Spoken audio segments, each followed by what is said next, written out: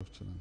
So I know that you have followed, of course, you had followed the conversation arising from that book launch by the former military head of state, Ibrahim Babangida, up until now, where it is still, we're having mixed reactions trailing it. But I wanted to, get your thought. When that news broke, that he had made that statement about taking responsibility for the annulment and declaring that the MKO actually won that election.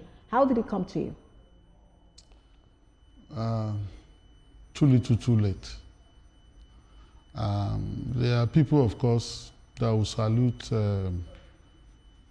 retired General President Babangida for putting pen to paper in his memoir and making a public confession that that election was not only free and fair, but was one of the best organized elections in this country, and that Chief M.K. Abiola actually won the election. Why is it too little, too late? He's making the confession when it no longer matters.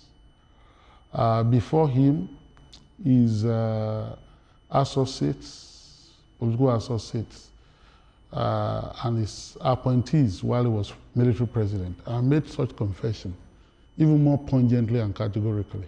I reference Professor Omo, now late,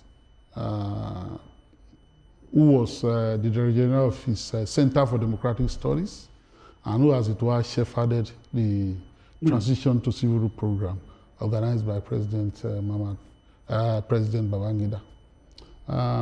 Professor Humphrey Nwosu had also written a book, and he made that confession, and many, many others.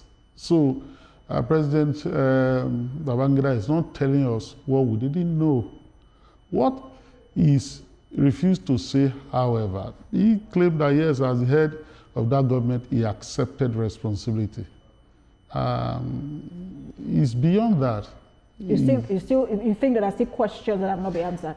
For example, he parried certain responsibilities. One, he said he took responsibility, but that he was not the one who annulled the election. That's not true. That cannot be true because there are precedents. June 12th election annulment was not an isolated event. And you need to live in that time to know. Here was a military president that unfolded a very long transition program. Unbanned politics and politicians from 1986 onward.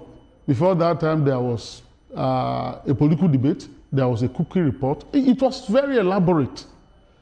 And so there was even a 1989 constitution. People have forgotten, meaning that he ought to have left power in 1989. He kept tinkering. He kept banning and unbanning. He kept shifting the goalpost. It was a transition of no end. It was a transition to nowhere. He knew what he was doing. So the culmination was the annulment. That was not the only incident. And so he kept shifting. If you look at the precedent, therefore, and the circumstances, that annulment was what he desired. It was not an accident. It was not something that was done by forces outside his control. The impression is created in his book and before now was that he was a victim of his lieutenants who became too powerful and that therefore he was held hostage. So he therefore didn't know what he was doing. So it was not. With profound respect, that's not true.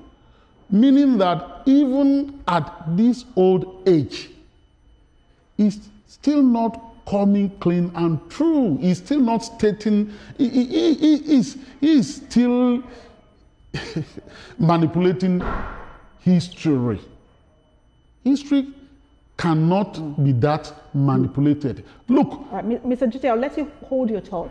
We'll take a break, and then when we return, you'll continue with that thought. We're speaking on the statement made by the former military head of state, Ibrahim Babangida, taking responsibility for the annulment of June 12th.